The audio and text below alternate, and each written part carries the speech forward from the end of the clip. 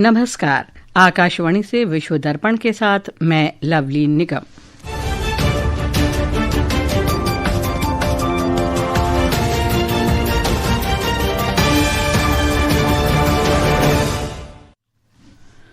यूरोपीय आयोग की अध्यक्ष उर्सुला फॉन डेर लायन ने कहा है कि भारत और यूरोपीय संघ ऐतिहासिक मुक्त व्यापार समझौते की दहलीज पर यह वैश्विक व्यापार तथा आपूर्ति श्रृंखला को नया रूप दे सकता है।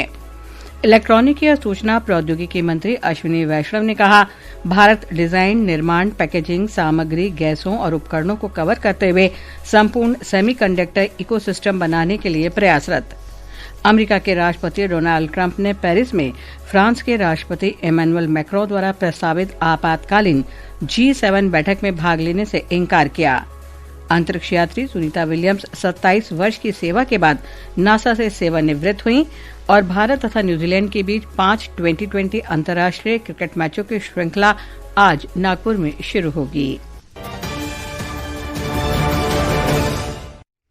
समाचार विस्तार से।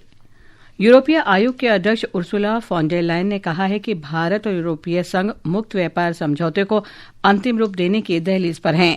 उन्होंने इसे मदर ऑफ ऑल डील्स बताया है, जो वैश्विक व्यापार और आपूर्ति श्रृंखलाओं को नया रूप दे सकता है। ब्यौरा हमारे संवाददाता से।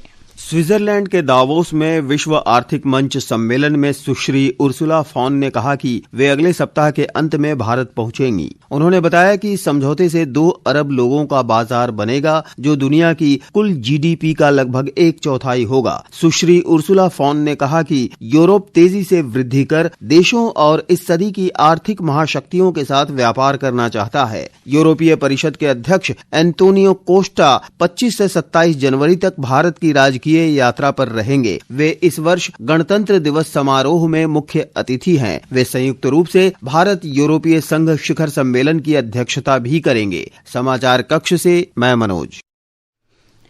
केंद्रीय मंत्री अश्विनी वैष्णव और महाराष्ट्र के मुख्यमंत्री देवेंद्र फडणवीस ने स्विट्जरलैंड के दावोस में विश्व आर्थिक मंच शिखर सम्मेलन के दौरान संयुक्त संवाददाता सम्मेलन को संबोधित किया। दोनों नेताओं ने विनिर्माण उद्योग, आर्टिफिशियल इंटेलिजेंस, AI, सेमीकंडक्टर और प्रत्यक्ष विदेशी निवेश FDI में भारत की प्रगति पर विचार साझा किए। श्री वैष्णव ने कहा कि 2 नैनोमीटर की सबसे उन्नत चिप्स अब भारत में ही डिजाइन की जाएगी और हम इस क्षेत्र में स्टार्टअप शुरू करेंगे। उन्होंने कहा कि पिछले 1 दशक में भारत ने सेमीकंडक्टर, AI, खाद्य प्रसंस्करण जैसे विभिन्न क्षेत्रों में कड़ी मेहनत की है और उन क्षेत्रों में भारत को पहचान मिल रही है। भारत के औद्योगिक विकास को लेकर श्री फडणवीस ने कहा कि भारत डिजिटल सार्वजनिक अवसंरचना को अगली पीढ़ी की प्रौद्योगिकी के बदलने के लिए काम कर रहा है।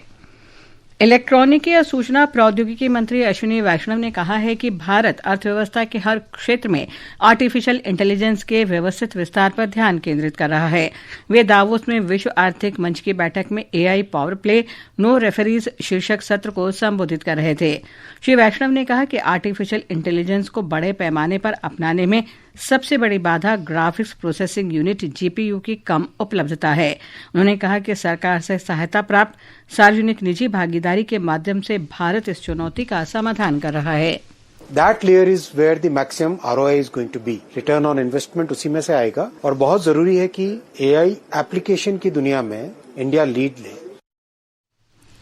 अंतर्राष्ट्रीय सौर गठबंधन ने दावोस में विश्व आर्थिक मंच सम्मेलन में भारत के करोड़ों घरों और किसानों को सस्ती सौर ऊर्जा प्रदान करने में केंद्र सरकार की सफलता को उजागर किया है।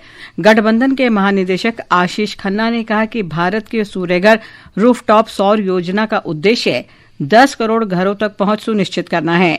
प्रधानमंत्री कुसुम कार्यक्रम किसानों के लिए सौर बिजली संचालित खेती को बढ़ावा देता है और व्यवहारिक मॉडल प्रस्तुत करता है। स्पेन में बार्सिलोना के पास पटरी पर दीवार गिरने के कारण एक यात्री ट्रेन दुर्घटनाग्रस्त हो गई। हादसे में एक व्यक्ति की मौत हो गई और 14 अन्य घायल हो गए। यह दुर्घटना दक्षिणी स्पेन में 2 दिन पहले हुई एक अन्य ट्रेन दुर्घटना के बाद हुई है, जिसमें 42 लोग की मौत हो गई थी। कोलंबिया के राष्ट्रपति गुस्तावो पेट्रो ने इस साल होने वाले चुनावों से पहले बजट संकट का सामना कर रहे देशों के सांसदों के वेतन में लगभग 30% की कटौती का आदेश दिया है। एक आदेश में कल रात पेट्रो ने लंबे समय से चले आ रहे विशेष सेवा बोनस को समाप्त कर दिया है। ये बदलाव जुलाई में नई कांग्रेस के चुने जाने के बाद लागू होगा। विधायी चुनाव मार्च में और उसके बाद मई में राष्ट्रपति चुनाव होने हैं। अमेरिका की सेना ने वेनेजुएला से जुड़े 7वें तेल टैंकर को जब्त कर लिया है। ये कार्रवाई ट्रंप प्रशासन द्वारा वेनेजुएला के तेल निर्यात पर नियंत्रण स्थापित करने के प्रयासों का हिस्सा है। अमेरिका की दक्षिणी कमान के अनुसार तेल टैंकर मोटर वेसल सौगीटा को बिना किसी संघर्ष के जब्त कर लिया गया। विश्व दर्पण समाचार आकाशवाणी से प्रसारित किए जा रहे हैं। ताज़ा समाचार जानने के लिए आप हमारे social media handle X@AIR news Hindi को फॉलो कर सकते हैं। अमेरिका के राष्ट्रपति डोनाल्ड ट्रंप ने ग्रीनलैंड को हासिल करने के वॉशिंगटन के प्रयासों को लेकर बढ़ते तनाव के बीच फ्रांस के राष्ट्रपति इमैनुअल मैक्रों द्वारा प्रस्तावित आपातकालीन G7 बैठक में शामिल होने से इनकार कर दिया है। अपने दूसरे कार्यकाल के 1 साल पूरा होने पर व्हाइट हाउस में आयोजित एक ब्रीफिंग में श्री ट्रंप ने कहा कि वो बैठक में शामिल नहीं होंगे। उनका मानना है कि उनके देश में श्री मैक्रों की नेतृत्वकारी भूमिका समाप्त हो रही है। और ब्यौरा हमारे संवाददाता से। श्री मैक्रों ने इससे पहले दावोस में विश्व आर्थिक मंच के बाद G7 की बैठक के लिए राष्ट्रपति डोनाल्ड ट्रंप को पेरिस आमंत्रित किया था। श्री मैक्रों ने यूक्रेन, डेनमार्क, सीरिया और रूस से संबंधित वार्ता का सुझाव भी दिया था। उन्होंने कहा कि उन्हें ग्रीनलैंड पर राष्ट्रपति ट्रंप का रुख समझ नहीं आया, जबकि सीरिया और ईरान पर अमेरिका के साथ सहयोग का उल्लेख किया। श्री ट्रंप ने कहा कि दावोस में उनकी पहले से ही बैठकें तय हैं। इसमें ग्रीनलैंड से सीधे तौर पर जुड़े लोगों के साथ चर्चा भी शामिल है। उन्होंने नाटो की आलोचना करते हुए दावा किया कि वो अमेरिका के साथ अनुचित व्यवहार करता है और सवाल उठाया कि क्या जरूरत पड़ने पर सहयोगी देश अमेरिका की रक्षा करेंगे। विश्व आर्थिक मंच पर श्री मैक्रों ने अमेरिका की व्यापार नीतियों की कड़ी आलोचना करते हुए वॉशिंगटन पर यूरोप को कमजोर करने के लिए शुल्क का इस्तेमाल करने का आरोप लगाया और बढ़ती वैश्विक अस्थिरता तथा तानाशाही की ओर बढ़ते रुझान की चेतावनी दी। विश्व दर्पण के लिए निखिल कुमार। इस बीच अमेरिका के राष्ट्रपति डोनाल्ड ट्रंप के दूसरे कार्यकाल का पहला साल पूरा होने पर उनकी नीतियों के खिलाफ पूरे देश में विरोध प्रदर्शन हुए। प्रदर्शनकारियों का कहना है कि राष्ट्रपति ट्रंप की नीतियों से अमेरिका की वैश्विक छवि और पुराने गठबंधन कमजोर हुए हैं। अमेरिकी विदेश विभाग ने 4 फरवरी को पहली महत्वपूर्ण खनिज मंत्री स्तरीय बैठक आयोजित करने की घोषणा की है। सोशल मीडिया पोस्ट में विदेश विभाग ने कहा कि बैठक की अगुवाई अमेरिकी विदेश मंत्री मार्को रूबियो करेंगे। संयुक्त अरब अमीरात के राष्ट्रपति शेख मोहम्मद बिन जायद अल नाहयान ने गजा के लिए नवगठित शांति बोर्ड में शामिल होने के अमेरिकी निमंत्रण को स्वीकार कर लिया है। अमेरिकी राष्ट्रपति ट्रंप ने इस बोर्ड में शामिल होने के लिए प्रधानमंत्री नरेंद्र मोदी और रूस के राष्ट्रपति व्लादिमीर पुतिन को भी आमंत्रित किया है। नासा की अंतरिक्ष यात्री सुनीता विलियम्स 27 वर्ष की उल्लेखनीय सेवा के बाद अंतरिक्ष एजेंसी से सेवानिवृत्त हो गईं। नासा ने आज सुबह उनकी सेवानिवृत्ति की घोषणा की, जो पिछले महीने की 27 तारीख से प्रभावी है। सुनीता विलियम्स ने अंतर्राष्ट्रीय अंतरिक्ष स्टेशन के 3 मिशनों में उड़ान भरी और अंतरिक्ष में 608 दिन बिताए। क्रिकेट में भारत और न्यूजीलैंड के बीच 5 मैचों की T20 अंतर्राष्ट्रीय श्रृंखला आज से शुरू हो रही है। पहला मैच नागपुर में शाम 7 बजे खेला जाएगा। 79वां राष्ट्रीय फुटबॉल चैंपियनशिप संतोष ट्रॉफी आज से असम में शुरू होगी। प्रतियोगिता में कुल 12 टीमें हिस्सा लेंगी, जिन्हें 6-6 टीमों के 2 समूहों में बांटा गया है। शीर्ष 4 टीमें 2 और 3 फरवरी को होने वाले नॉकआउट क्वार्टर फाइनल में पहुंचेंगी। दोनों सेमीफाइनल मैच 5 फरवरी को और फाइनल 8 फरवरी को खेला जाएगा। इस बीच अखिल भारतीय फुटबॉल महासंघ ने अमेलिया वाल्वर्डे को सीनियर भारतीय महिला फुटबॉल टीम का कोच नियुक्त किया है।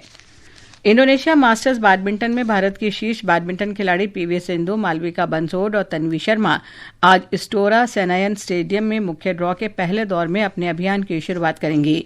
भारतीय बैडमिंटन खिलाड़ी अनमोल खरब और आकर्षी कश्यप ने कल क्वालिफाइंग राउंड में शानदार जीत हासिल करते हुए महिला सिंगल्स के मुख्य ड्रॉ में अपनी जगह पक्की कर ली। अंत में मुख्य समाचार एक बार फिर। यूरोपीय आयोग के अध्यक्ष उर्सुला फॉन डर लायन ने कहा कि भारत और यूरोपीय संघ ऐतिहासिक मुक्त व्यापार समझौते की दहलीज पर यह वैश्विक व्यापार तथा आपूर्ति श्रृंखला को नया रूप दे सकता है। इलेक्ट्रॉनिकी या सूचना प्रौद्योगिकी मंत्री अश्विनी वैष्णव ने कहा, भारत डिजाइन, निर्माण, पैकेजिंग, सामग्री, गैसों और उपकरणों को कवर करते हुए संपूर्ण सेमीकंडक्टर इकोसिस्टम बनाने के लिए प्रयासरत। अमेरिका के राष्ट्रपति डोनाल्ड ट्रंप ने पेरिस में फ्रांस के राष्ट्रपति इमैनुअल मैक्रों द्वारा प्रस्तावित आपातकालीन G7 बैठक में भाग लेने से इनकार किया। अंतरिक्ष यात्री सुनीता विलियम्स 27 वर्ष की सेवा के बाद नासा से सेवानिवृत्त हुई। इसके साथ ही विश्व दर्पण का यह अंक समाप्त हुआ। नमस्कार।